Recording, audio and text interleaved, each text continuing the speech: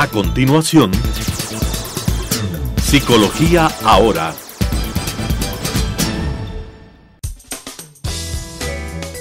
Clasificación A. Apto para todo público.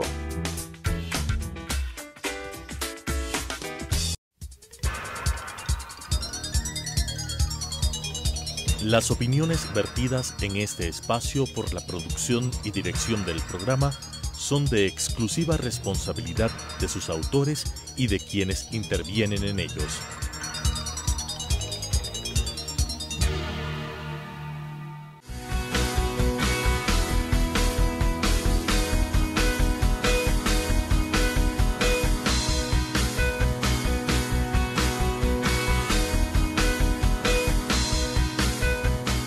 Muy buenos días, queridos amigos televidentes, qué gusto tenerles aquí otra vez en su programa Psicología Ahora, el consultorio desde Telesucesos hasta tu hogar para que tú te pongas al día y en contacto con los mejores psicólogos y terapeutas de la ciudad de Quito, del país y también a nivel internacional.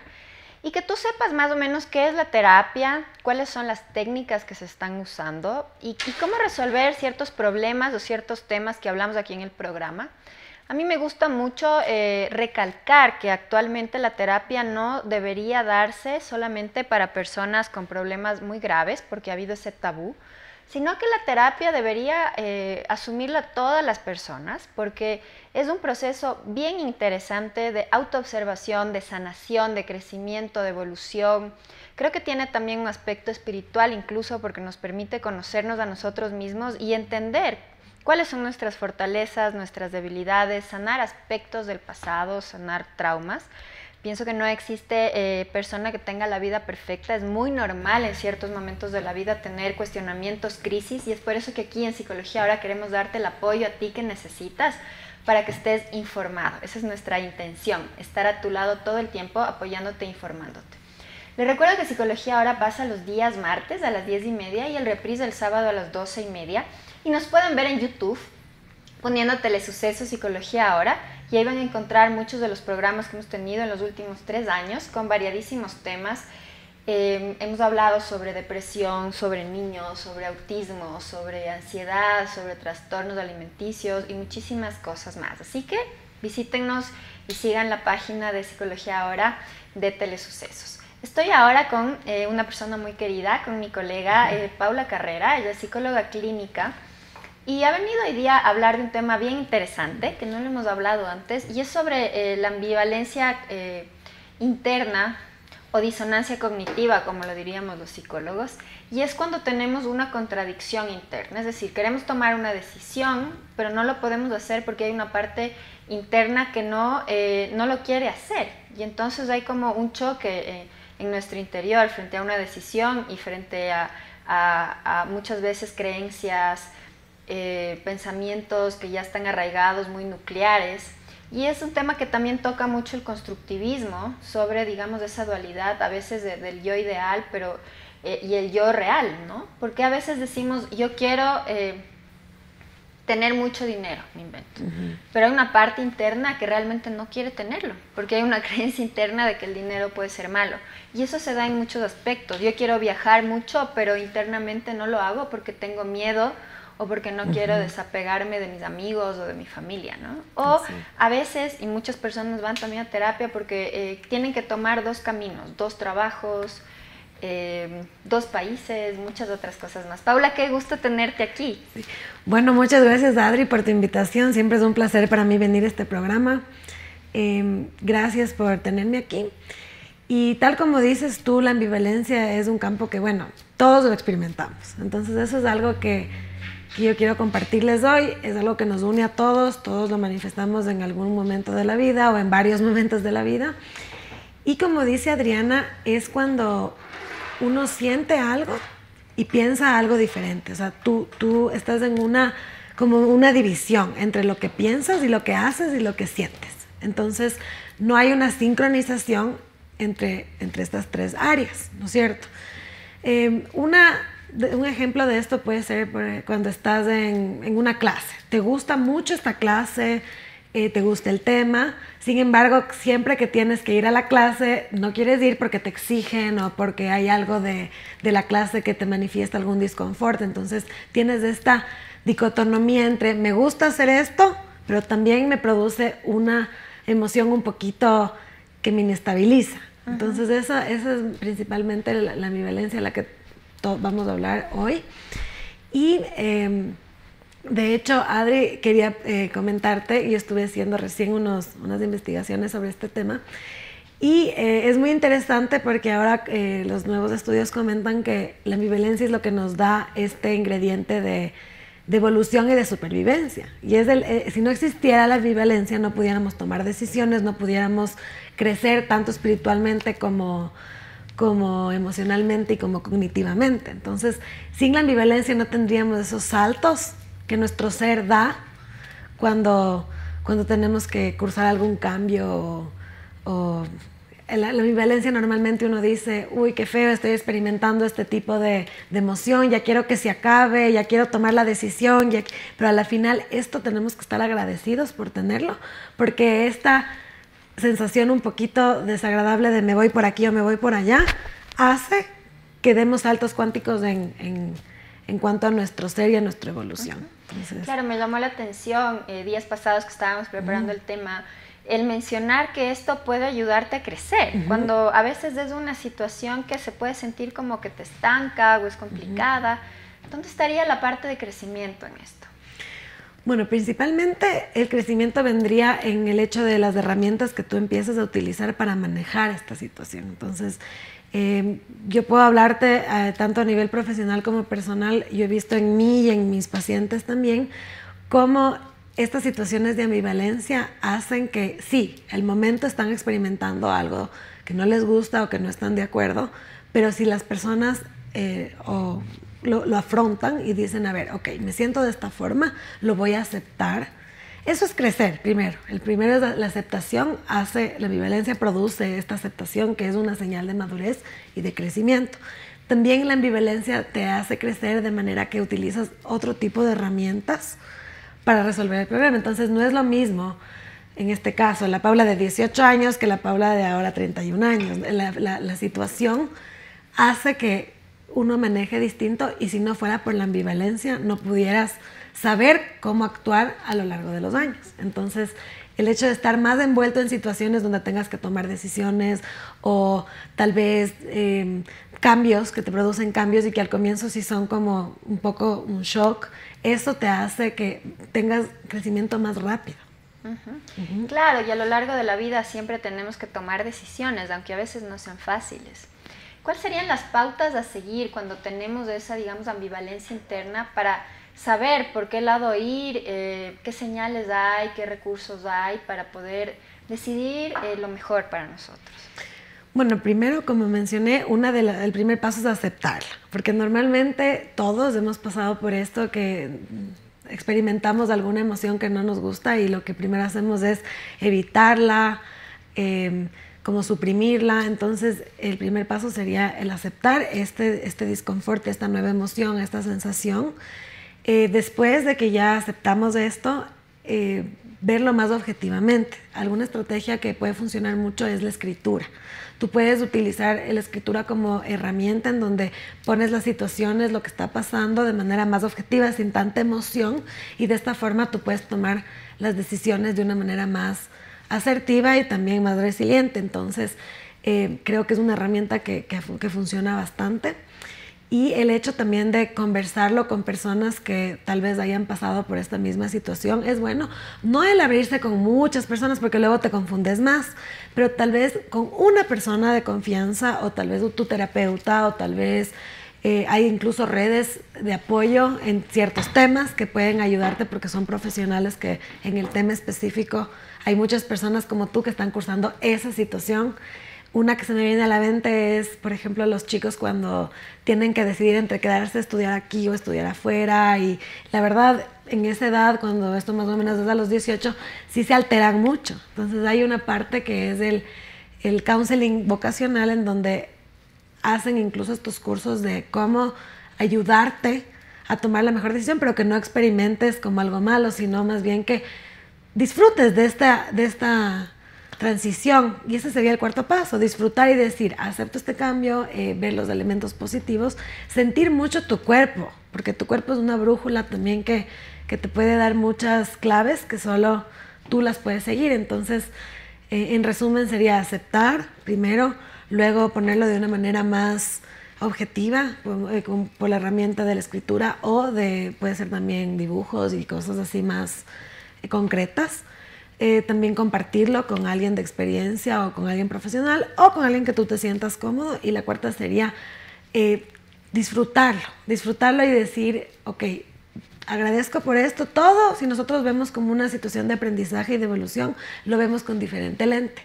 Entonces, el hecho que tú logres estar dispuesto ya lo ves diferente, incluso corporalmente lo experimentas distinto. Ahora, según los arquetipos de Jung, hay un arquetipo que es el buscador, ¿no? O sea, hay personas que se identifican con seres que están siempre explorando, aprendiendo. Yo creo que las personas que se conectan con este arquetipo pueden ver la ambivalencia o cuando hay dos caminos bifurcados, incluso como una aventura.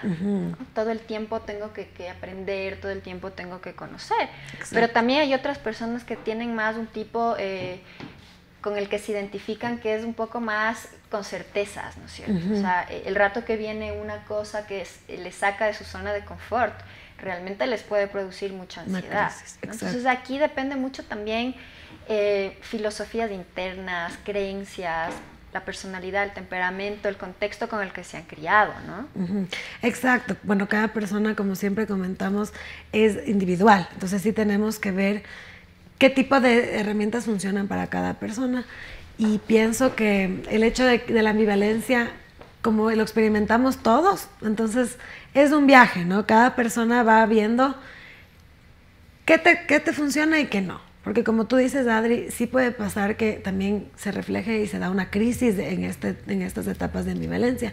Y ahí es cuando al conocer de este tema y el esparcir lo que es y todo, hace que cada persona sienta más cómo poder resolverlo. Entonces, creo que una de las cosas que estamos haciendo muy bien es esparcir y expandir la conciencia sobre este término y este concepto para que cuando pasen, no te sientas como el bicho raro que algo pasó. No, todos lo experimentamos y cada persona tiene que ir buscando su viaje y acomodarse a los cambios. Lo que sí quiero decirles a todos es que los cambios a todos nos producen en diferentes grados, pero nos produce como salirse de la zona de confort. Estrés, tensión, en diferentes medidas, pero todos lo experimentamos y es importante primero saber que no es que algo malo está pasando contigo, sino es normal y este estrés es lo que hace que la vida tenga sentido también, porque hay nuevos retos. Exacto. No habría nada que decidir. Nada que decidir y también nada a dónde ir, porque si todo sería una línea estable y todos, a veces muchas personas, me acuerdo de un paciente que siempre me dice, quisiera solo que todo se mantenga igual, es como, eso es antinatural, porque si no tú también te mantuvieras igual y esto te obstaculiza tu crecimiento. Y creo que nosotros los psicólogos le tenemos un cariño especial a la crisis, ¿no? Sí. Y hablamos siempre de que no hay que temerle al dolor, porque sabemos lo importante que es el poder sentir la emoción, el asimilar cambios, el experimentar a veces dolor como una forma de crecimiento, ¿no? Entonces pienso que es súper sano y que justamente hay que salir de ese tabú, ¿no? De qué horror, tengo crisis, no debería tener una crisis, pero eso es parte de la esencia del ser humano, de la vida. Todos en algún punto vamos a tener una crisis y eso está bien, porque si no viviríamos de una manera totalmente plana, predecible, hasta neurótica, pienso yo, en donde tratamos de controlar todo y eso a la vez también genera dolor. Claro, y además sería también sin sentido, porque a la final si todo está estático, ahí me imagino que quisieras hasta más movimiento en tu vida. Entonces creo que el ser humano sí se caracteriza, como dice Viktor Frankl, en querer ser lo que no es y viceversa. Es como cuando no tienes algo, quieres lo contrario. Entonces, comparto contigo, Adri, que si no tuviéramos, si la vida sería plana, más bien exigiríamos que hayan crisis, drama, alguna cosa para sentirnos vivos. Entonces, pienso que eso es un ingrediente principal en nuestras vidas. Excelente. Hablando de este tema, se me viene a la mente este ejercicio que justo aprendimos en este curso de Leslie Greenberg, ¿no? Que es el de self-split, que muchos de los pacientes que van a terapia es porque tienen esta dualidad justamente y no saben cómo decidir entre dos caminos, ¿no? O dos partes de su manera de ser incluso, ¿no? O sea, yo a ratos quiero ser de esta forma, pero a ratos quiero ser de otra, quiero cambiar esto, pero en el fondo no lo logro. ¿Qué opinas tú justamente de este ejercicio de silla vacía como técnica para ayudar a resolver eso? Bueno, creo también que es un recurso bastante bueno, ya que la persona en este ejercicio que mencionas experimenta las dos situaciones de manera más objetiva. O sea, se sale un poquito del papel, o sea, estaría cumpliendo la misma con más valor y todo, pero la misma función de lo que decíamos de escribir. Porque en este caso tú estarías experimentando físicamente incluso cómo te sentirías en cualquiera de las dos posiciones, y luego cuando hay una reconciliación de las dos partes es cuando se da la reconciliación y la resolución del conflicto, claro. ¿No es cierto? Entonces pienso que es un excelente ejercicio que va con el tema, y también que esa es la cosa, que al escucharse uno internamente podemos llegar a soluciones, porque si por ejemplo uno escucha al exterior y dice, es que mi papá quiere que sea doctor, pero a mí me apasiona ser artista, y estamos en esta dualidad de quiero ser artista o no, y al hacer este ejercicio y poner, a ver, Adriana artista, Adriana doctora, ¿cómo te sientes más cómodo incluso con sensaciones, y te hacen el ejemplo real? Creo que tiene mucho valor, porque de esta forma es un acercamiento más a la realidad de cómo serían las situaciones, y nosotros como terapeutas vivimos esto a diario, ¿no es cierto? Les recreamos de nuevo a los pacientes ciertas situaciones para que lo vuelvan a vivir, y de esta forma ellos tengan más claridad de cómo se sentirían si lo hacen. Entonces es un excelente recurso, así como también el de terapia enfocada en tus sensaciones corporales, porque de esa forma, a mí me gusta mucho un ejercicio que es más como de mindfulness mezclado con EFT también, pero es que tú te centras en una técnica de meditación y primero sientes tu cuerpo. Entonces le dices al paciente cómo se experimenta, si tú le simulas la situación y si existe más tensión o así, utilizas el cuerpo como un radar para ver cuál decisión le puedes guiar a tomar, y obviamente la persona es la que escoge pero le ayudas en ese camino. Entonces, estos ejercicios son muy valiosos. Ahora pienso también en algo bien interesante, y es que a veces pensamos que cuando tenemos dos opciones, digamos dos carreras, vemos las cosas a veces como blanco y negro, ¿no es cierto? O sea, si estudio medicina ya no puedo estudiar arte. Es bien interesante también ese proceso de poder llegar, digamos, a juntar una tercera opción. ¿Y qué tal si logro mezclar las dos, ¿no es cierto? No tiene que ser lo uno o lo otro. Quizás pueden todo estar integrados, ¿no? Sí, y eso también mucho hay que enfocarse en trabajar en los grises, ¿no? No en el blanco y en el negro, sino en los grises, y esto va a darse naturalmente cuando ya se va procesando la decisión, porque si uno ignora y dice, no, mañana, en una semana, luego hago esta decisión, ahí se va dilatando esto. Entonces, ¿qué te crea? Más confusión, más estado de tensión, más desatención, porque de hecho la ambivalencia, uno de los principales, las principales características es que te causa, no te concentras cuando estás cursando por esta decisión, estás como en el aire. Entonces, mientras más evitas, más pasa, y por eso es importante que cuando tú ya decides más los términos medios y dices, bueno, ya, ok, quiero ser doctor porque yo lo quiero hacer, eso ya es diferente. Pero si te dicen personas externas, ahí sí, lo que sí es importante es que vean ustedes si la decisión por la que estás cursando ambivalencia es propia o es del exterior. Entonces, si es del exterior, si la persona incluso está diciendo, a ver, quiero hacer las dos cosas, pero no estoy segura, ahí es una propia ambivalencia en donde puede salir un gris. Y dice, bueno, soy doctor, pero los fines de semana que tengo libres soy artista de hobby. Ya, todo se consolidó. Pero en cambio, si es esta situación de quieren que sea doctor, pero yo quiero ser artista, ahí es cuando se experimenta mayor disconfort, porque a veces las personas sí queremos luego vas entendiendo con los años, pero en esas etapas justo de decisiones escolares, una de las características es que quieren contentar mucho a sus padres. Entonces ahí es cuando se dan las crisis, o no quiero ir a la universidad, o no sé. Entonces, para prevenir este tipo de cosas, es importante hacer también uno mismo una introspección y hacer todos estos ejercicios que estamos mencionando antes para que no se dé una crisis tan grande.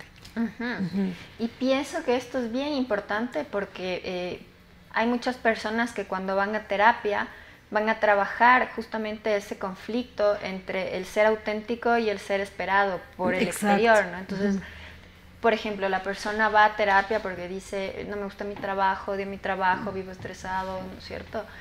Y después ya renunció al trabajo y quiere volver a un trabajo igual o parecido porque el resto le presiona, ¿no? Es como tienes que entrar a un trabajo así y yo tengo que cumplir las expectativas del resto. Entonces hay siempre estos conflictos en donde hay dificultad para conectarme con mi ser auténtico y las expectativas del resto. Y esto es lo que siempre hablaba Rogers y a mí me encanta. Es como el proceso del terapeuta es un acompañamiento de dos personas en un camino genuino para ayudarle a que la persona se reconozca y reconozca su ser y reconozca qué es lo que necesita desde la autenticidad. Porque muchos de los problemas es cuando la persona quiere tomar las decisiones por satisfacerle el resto. Exacto. Y eso implica un trabajo también, ¿no?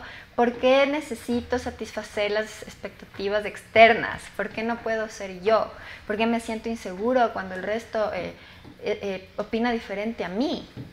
Exacto, y también el hecho de que uno esté experimentando este tipo de emociones ambivalentes, eso es una señal buena. Cuando uno experimenta esto es porque dices, ok, me estoy preguntando quién quiero ser, a dónde quiero ir. Entonces, es importante que uno cuando le vienen estas dudas y estas crisis, mini crisis, o también pueden ser fuertes también, que diga, ok, qué bueno, me está pasando porque realmente me estoy cuestionando qué realmente quiero, qué está diciendo mi ser interior. Porque cuando no se da ambivalencia o disonancia cognitiva, como estábamos hablando, y vivimos en una línea, estás aceptando todo lo del exterior, estás diciendo, ok, sí, me quedo en el trabajo que no me gusta, hago el rol que quieren mis padres, sigo yendo a la clase que no me gusta, soy vegetariano porque me toca. Entonces todo eso sigues para no tener conflicto. En cambio, cuando ya se da este diálogo interno contigo mismo y experimentas como crisis, a la final es que estás evolucionando y estás diciendo, a ver, ¿realmente quiero esto o no?